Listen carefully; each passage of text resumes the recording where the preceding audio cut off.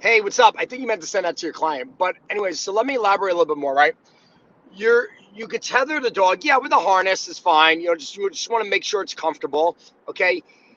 A lot of times I like to put on like there's like you'll go on YouTube like doggy music and stuff that usually calms them.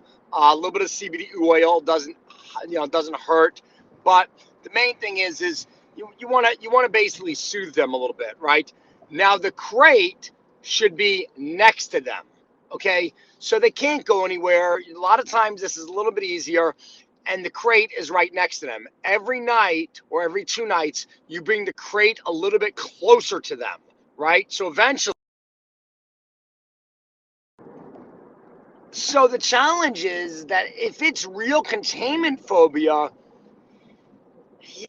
crate may not be the thing. The hay and the straw and all that works sometimes, but and then you're dealing with, is it really separation anxiety? You know what I mean? It's just, with separation anxiety, I usually refer out because the owners usually quit before the dog is even helped. Like, it's a tough gig, separation anxiety.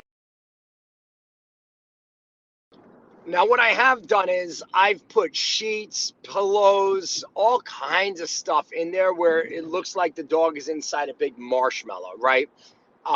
Other times I've used hay. Sometimes I use like shredded straw, but like a ton of it. And a lot of times the dog's just relaxing it, right? And these are the dogs that are like self-mutilating in the crate. Um, so, I mean, I'd have to see it to really know, but from what you're describing, it sounds terrible. You know what I mean?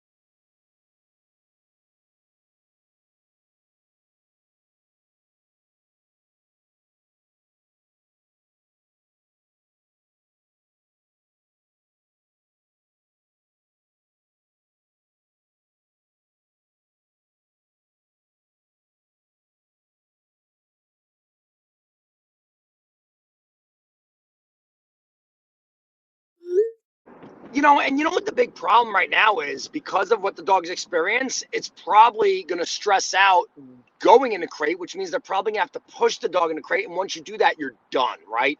So the biggest challenge is they have to inspire the dog to go into the crate, right? And the only way to do that is act like you don't even need the dog in the crate, right? So I would be throwing food in there and locking the door. I'd be doing everything. There's a lot of things I would be doing. I'd use smell. I mean scent. I'd use that dog's nose. Forget it. Green stripe and a comb be right in the back of that crate. And I would stay away from the crate. So the other factor is, if they stand over the crate, the dog's gonna say it's a trap, which it is, because the door's gonna close, right? So they have to get through that part first, right? Which is honestly, that's the first layer of stress, that you can't do anything without getting rid of that. You need to realize that the more exciting life is outside the crate, every time we put the dog in a crate, we're taking the dog away from everything that's exciting and fun, right? So limiting fun for a few days and limiting like everything, for a few days, and making it where the crate is the best part of the day because that's where all the fun is.